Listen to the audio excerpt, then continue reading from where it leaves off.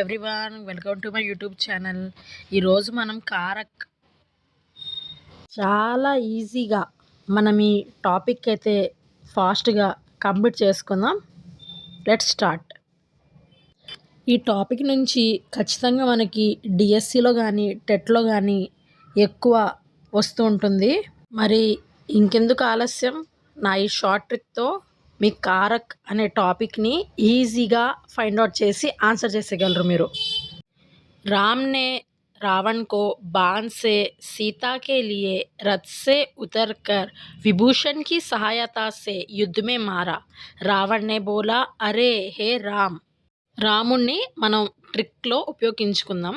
Okay, రాముడు ఏం చేశాడంటేనండి, రావణ్ణి బాణంతో సీత కోసమని రథం నుంచి దిగి విభూషణ్ యొక్క సాయం చేత యుద్ధంలో రావణుని చంపేశారు.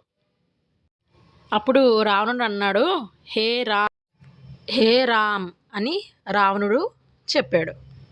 ఇక్కడ రామ్నే, నెయ్యి అనేది కర్త, రావణ్కో అనేది కర్మ, బాణ్సే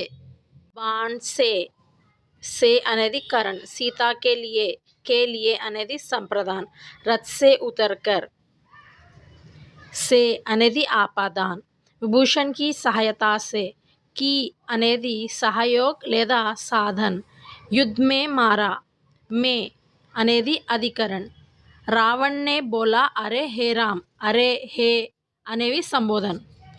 ఈ ట్రిక్ బట్టి మనం కారక్ అనేది ఈజీగా తెలుసుకున్నాం కదా. ఈ విధంగా మనం కారక్ అనే టాపిక్ని రాముడి యొక్క ట్రిక్తో ఏ విధంగా అయితే గుర్తుపెట్టుకోవాలో మనం ఈజీగా చెప్పుకున్నాం కదా. చాలా థ్యాంక్స్ అండి ఈ వీడియో చూసినందుకు. Please like, share, subscribe to my channel.